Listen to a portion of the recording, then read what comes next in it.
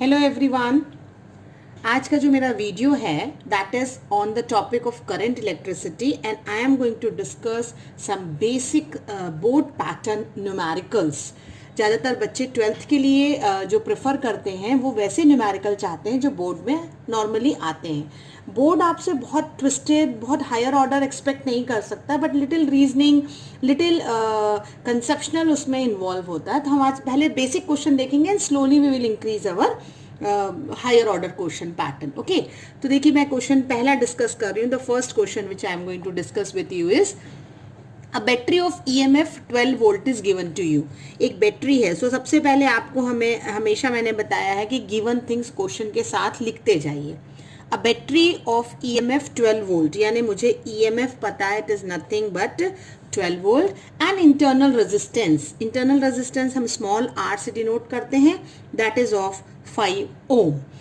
It's connected to a resistor, मतलब एक external resistor से कनेक्ट है and that is capital R, isn't it? If the current through the circuit is 0.3 ampere, मतलब resistor तो नहीं बताया गया है लेकिन हाँ current through it is 0.3 ampere. तो अ बैटरी इज देयर, उसका EMF है 12 वोल्ट, इंटरनल रेजिस्टेंस है, एक्सटर्नली वो कनेक्टेड है बट करंट फ्लो दिया है, एक्सटर्नल नहीं दिया है। Then what is a resistance, that means capital R find out करना है। And what is a terminal PD, so you have to find the V। यहाँ आपको पता होना चाहिए EMF और वोल्टेज में डिफरेंस होता है। टर्मिनल PD में जो है आपका सर्किट क्लोज होता है एंड ओपन सर्किट में आप EMF बोलते हैं। I hope given thing clear है। आपको बेसिक फॉर्मूला याद होना चाहिए कि current is nothing but what, हम ओम्स लॉ से किए ना, V अपॉन R। इसी को मॉडिफाई करके लिखते हैं थोड़ा सा, E बाय टोटल रेजिस्टेंस, यानी इंटरनल प्लस एक्सटर्नल। ये बैटरी के केस में होता है ना। तो I का हमें फॉर्मूला मिला E by R plus R, और E by R plus R में मुझे R चाहिए है, तो मैं क्रॉस मल्टीप्लाई करूं अगर, और क्रॉस मल्टीप्लाई करके मुझे क्या निकालना है, R प्लस R कर दूं तो E बाय I हो जाएगा। R यहीं रहने दूं तो फॉर्मूला क्या बनेगा, E by I minus small r, है ना। बहुत सिंपल सा फॉर्मूला है। आपको E की वैल्यू पता है, I की वैल्यू पता है। E is 12, I is your 0.3 minus 5। जब आप इसे सॉल्व करेंगे तो आपको R की वैल्यू मिल जाएगी 35 ohm. See student, unit is very important, है ना। अब मैंने कहा टर्मिनल PD, तो टर्मिनल PD जो होता है वो V है व्हेन सर्किट इज क्लोज्ड, यानी आप करंट विड्रॉ कर रहे हैं। तो करंट जो विड्रॉ करते हैं वो एक्सटर्नल रेजिस्टर के अक्रॉस करते हैं, ठीक है, और उसे हम कहते हैं V equal to IR। R आपने अभी निकाला है 35 और I आप जानते हैं 0.3, तो आपको V क्या मिलेगा, 0.3 into 35, and I will get after multiplication it is nothing but 10.5 volt. Correct? So this is how you can calculate the terminal PD and the resistance. Numerical हमारा क्या कहता है, नेक्स्ट कहता है how many electron can pass through a lamp. How many electrons, देखिए जब how many की बात कर रहा है वो means you have to find out number of electrons, और पता होना चाहिए नंबर ऑफ इलेक्ट्रॉन्स से हमें एक ही फॉर्मूला पता है, Q is equal to NE, यानी I have to find what, I have to find N, यानी मुझे चार्ज पता होना चाहिए, क्योंकि E की वैल्यू हम जानते हैं 1.6 इंटू 10⁻19 कूलम होती है। देखिए आप पहला एक ही सेंटेंस से आपने छोटा सा ब्रीफ कर लिया कि न्यूमेरिकल में क्या दिया होगा और मुझे क्या चाहिए, क्योंकि उसने कहा कि नंबर ऑफ इलेक्ट्रॉन्स बताइए which is passes through a lamp in 2 minutes. 2 minutes means time is given, 2 minutes दिया हुआ है, आप उसे कन्वर्ट कर सकते हैं सेकेंड में, तो T क्या हो जाएगा आपका 2 इंटू 60, isn't it? तो 120 सेकेंड्स हो जाएंगे।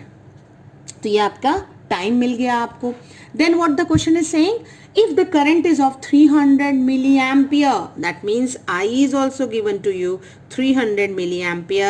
इसे भी आप कन्वर्ट करना पड़ेगा, जो मिली एम्पियर है उसे एम्पियर में, मतलब 10 to the power -3 ampere. See conversions are very important.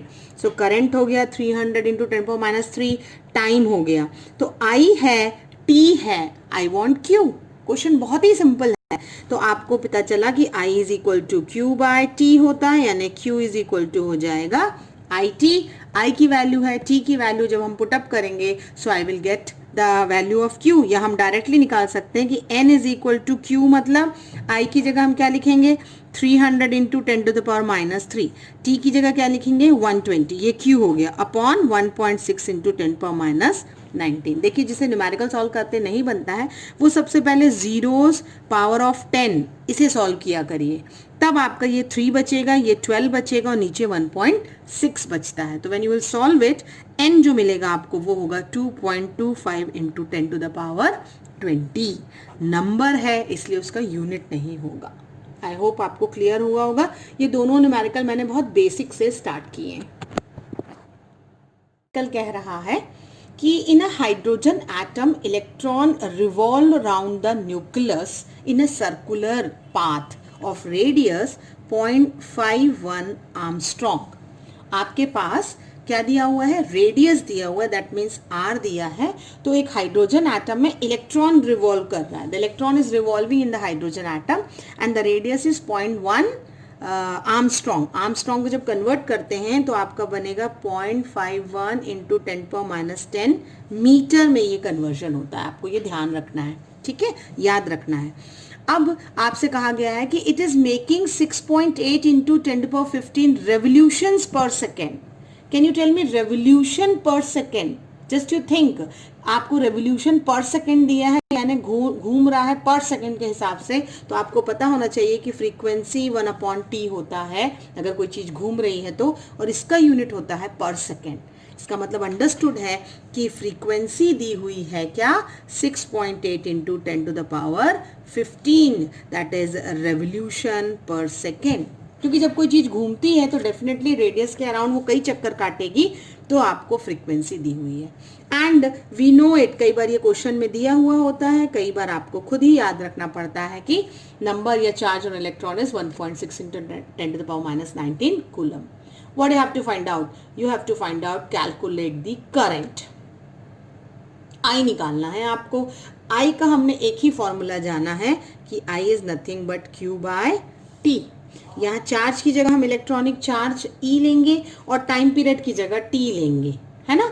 और अगर मुझे T 1/t दिख रहा है तो that is nothing but frequency, यानी क्या ये फॉर्मूला E इंटू न्यू नहीं हो सकता है? करेक्ट. यानी इलेक्ट्रॉनिक चार्ज और फ्रीक्वेंसी आपको करंट देता है. This is again a kind of formula you can obtain. तो अब आप वैल्यू पुटअप कर दीजिए. E की जगह 1.6 10 power -19 कूलम, फ्रीक्वेंसी की जगह 6.8 into 10 power 15. Basis are same, so powers will be added. इसको सॉल्व किया करिए 10 to the power को पहले, ठीक है, और फिर 6.8 और 1.6 को मल्टीप्लाई कर लीजिए, तो आपका आंसर आएगा nearing 1.08 into 10 to the power -13. I है इसलिए यूनिट होगा एम्पियर. नेक्स्ट न्यूमेरिकल आपका कह रहा है कि a current of 1.8 flows through a wire. Current flow कर रहा है, यानी I दिया है और करंट कितना है, 1.8 एम्पियर है, which is flowing through a wire whose area is 0.5 millimetre square. मतलब एरिया ऑफ क्रॉस सेक्शन है 0.5 मिलीमीटर स्क्वायर. देखिए मिलीमीटर स्क्वायर है तो इसे हमें मीटर स्क्वायर में अगर कन्वर्ट करना है तो 0.5 इंटू 10 to the power -6 हो जाएगा, है ना, क्योंकि वो मिलीमीटर है तो हम उसे मीटर में कन्वर्ट करेंगे. तो एरिया मुझे पता है, करंट मुझे पता है. ओके, क्वेश्चन ने कहा है कि current of 1.8 flows through a wire whose area is 0.5. Find the current density. Current density निकालना. सो यू शुड रिमेंबर कि what is current density, how it is denoted. It is denoted by J, और J का हम formula याद करते थे, current पर ampere. तो ये हमारा करंट डेंसिटी है. तो I तो हमारा I और A दोनों दिया है तो इजीली J निकल जाएगा, डायरेक्ट हो गया. And if the number density of the electron is 8.8 10 to the power 28 पर मीटर क्यूब. अच्छा, ये भी कहा गया है कि अगर नंबर डेंसिटी किसे कहते हैं हम, n, जब भी नंबर की बात हो रिमेंबर इट इज n, और वो दिया है 8.8 10⁻28 पर मीटर क्यूब, है ना, इतना पर मीटर क्यूब के हिसाब से नंबर डेंसिटी n आपके पास है, then what will be vd, what is vd, यानी drift velocity. So see students, the formulas are very important that you have to keep in mind. अब आप बताइए, अगर करंट डेंसिटी आपको मिलती है तो करंट डेंसिटी और vd का क्या रिलेशनशिप है. आपने अगर मेरे लास्ट वीडियो देखे होंगे तो हमने उसमें किया हुआ है रिलेशनशिप बिटवीन डिफरेंट टर्म. तो हमें जो J होता है वो NVDE के बराबर होता है. आप इसी न्यूमेरिकल में भी याद कर सकते हैं. तो J करंट डेंसिटी है, N नंबर है of electrons, VD drift velocity and E is electronic charge. तो VD का फॉर्मूला क्या आया, J/NE. So I hope I need not to solve it ना, आप इसे खुद कर सकते हैं कि J पहले निकालिए I/A करके. जब आपको J मिल जाएगा तब आप यहाँ पुटअप कर देंगे तो N आपके पास 8.8 10⁻28 है, और E की वैल्यू अगर क्वेश्चन में नहीं मेंशन की है तो भी आपको पता होना चाहिए, it is 1.6 into 10⁻19. So this is your homework. अगर कोई डाउट होता है then you can ask me in the comment section. Question. What next question is saying? A wire of resistance 5 ohm is drawn out. Wire of resistance 5 ohm. That means R is given to you 5 ohm. आपके पास एक resistance wire है, drawn out so that its length is increased twice to its original length. यानी length आपकी बढ़ गई है twice to its original. So suppose original length आपकी L है तो बढ़ने के बाद L dash जो हो जाएगी वो twice हो गई है. This is actually the question wants to say कि लेंथ जो है वो increase हुई है twice its original. तो original is L, तो L dash increase होने के बाद है and that is 2L. Then calculate the new resistance. यानी मुझे what will be R dash ये निकालना है. करेक्ट, R डैश तो न्यू रेजिस्टेंस हुआ ना, जब लेंथ चेंज हुई तो लेंथ और रेजिस्टेंस के बीच के हम रिलेशन से स्टार्ट करते हैं. तो हम जानते हैं R is equal to ρL/A. आपको याद रखना है कि जब length of the wire increased होगा ना तो एरिया में फर्क आता है. ऑलवेज कीप इन माइंड, क्योंकि जब आप कोई चीज स्ट्रेच करते हैं तो area changes. So you have to keep in mind कि अगर एरिया और लेंथ में कोई चेंजेस नहीं लाने हैं then volume of the wire must be same. Volume जब स्ट्रेच करने के पहले हमारा AL होता है, लेंथ इंटू हाइट. ये भी हम लास्ट सारे वीडियोस में देख चुके हैं करंट इलेक्ट्रिसिटी के. तो अगर हमने स्ट्रेचिंग करी है और L डैश तक हुआ है तो फिर क्या होना चाहिए, वॉल्यूम स्ट्रेच होने के बाद A डैश L डैश बराबर होना चाहिए. करेक्ट. तो अगर मैं यहाँ कहूँ कि A डैश मैं फाइंड आउट करूँ तो क्या होगा, वो AL/L डैश होगा ना. तो मैं वही बताना चाह रही हूँ कि जब आपने स्ट्रेच किया तो एरिया विल ऑल्सो चेंज. आप कैसे चेंज निकाल सकते हैं, हमें पता है कि L डैश कितना दिया है क्वेश्चन में 2L, तो हम लिख सकते हैं AL/2L. तो L हमारा कैंसल हो जाएगा, यानी हमें स्ट्रेच करने के बाद एरिया मिल रहा है A/2, स्ट्रेच करने के बाद लेंथ मिल रही है 2L. हमें R डैश निकालना है तो R की जगह हम लिखेंगे R डैश, रो हमारा कांस्टेंट है रेजिस्टिविटी, लेंथ हो जाएगी L डैश, एरिया हो जाएगा A डैश. करेक्ट. तो L डैश की जगह हम क्या लिखेंगे 2L, और A डैश की जगह क्या लिखेंगे A/2. So now what will B R dash. R dash जो निकलेगा हमारा वो क्या हुआ, अब आपका रो L डैश की जगह 2L और एरिया की जगह A/2. That means it is rho L/A. ये टोटल 2 ऊपर जाके कितना हो जाएगा, 4 टाइम्स हो जाएगा, isn't it? ये रो L/A रहा, 2 2 4. तो 4 times of rho L/A. What is rho L/A? Rho L/A is nothing but R. तो यानी R dash जो हुआ वो 4 times R होगा. This is how I got the relation between after stretching the resistance and before stretching the wire. R हमारा 5 ohm था तो R dash क्या हुआ, 4 5 20 ohm. तो आपका new resistance होगा 20 ohm का. This is how you should calculate the relationship. Next video students, मैं नेक्स्ट और आपके बोर्ड पैटर्न के क्वेश्चंस के साथ आ रही हूँ. तो आप एक काम करिए, पहले ये क्वेश्चंस प्रैक्टिस करके कॉपी में नोट डाउन करिए. Thank you everyone.